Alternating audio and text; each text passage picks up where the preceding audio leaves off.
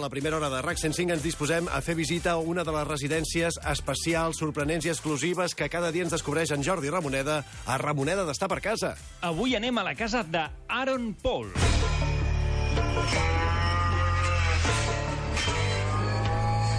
Bé, potser pel nom no us sona, però és el Jesse Pinkman.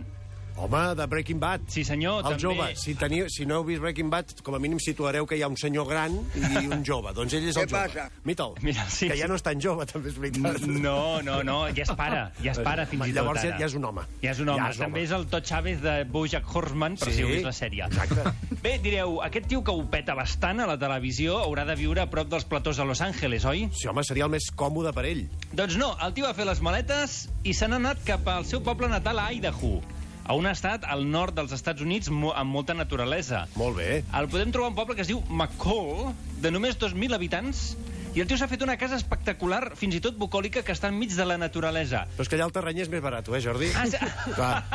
És això, Quim? Clar, home, i tant. Ah, vale, no vale, perquè vale. sigui ric, és perquè allà deu ser més barat.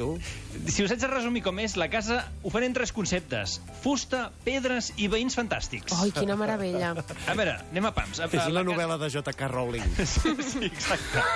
A veure, és una casa molt àmplia, moltes habitacions, un sostre molt alt, fet amb bigues de fusta que el tio, l'Aaron Paul, va voler comprar a una comunitat Amish perquè, segons ell, són els que millors bigues fan.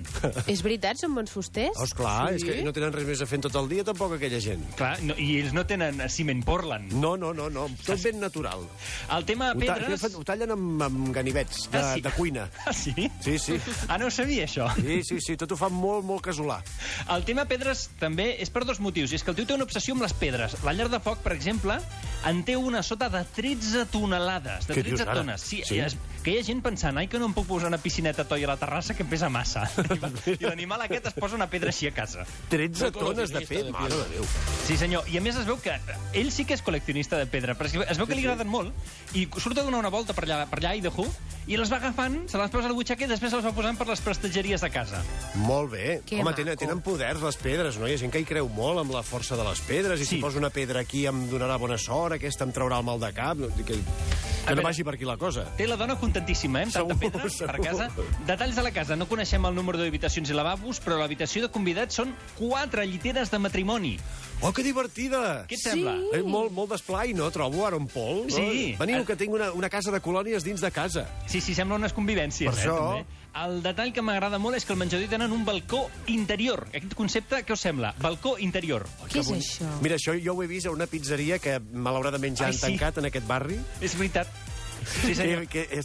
Tu entraves i era com si estiguessis a l'exterior d'una plaça italiana. Sí, no, era un oxímoron. Entraves a l'exterior. O sigui... I entraves i sorties alhora, perquè hi havia com un balcó a dins del restaurant que mirava cap a tu. Sí, suposo que això del balcó interior, el tio volia un balcó, però van dir, home, és que aquí a Idaho, que fa tan fred, és que no posem ni finestres. Saps què vull dir-te? Sí. Així que el tio l'ha posat a dins del menjador. I, escolta'm, queda la mar de bé. Una cosa, si aneu a casa seva, no li demaneu la clau del wifi. No, per què? Perquè no en té. Ah, Què dius, ara? No, I no pot veure Netflix, no pot veure les seves pròpies sèries.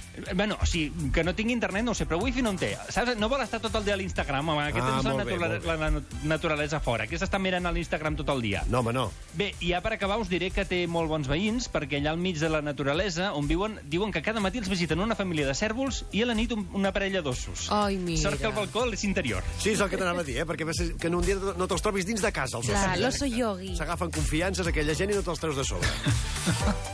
I aquesta està la casa d'Aaron Paul. Quim, aneu-hi quan vulgueu, que el terreny és més barat, com tu dius. Sí, home, sí, construïu-vos-hi una casa al costat. I tindreu un bon veí, a més uns ossos que us visitaran cada nit. Aaron Paul, avui la seva casa és la que hem descobert a Ramoneda d'Estar per Casa. Gràcies, Jordi. A tu, Quim Morales.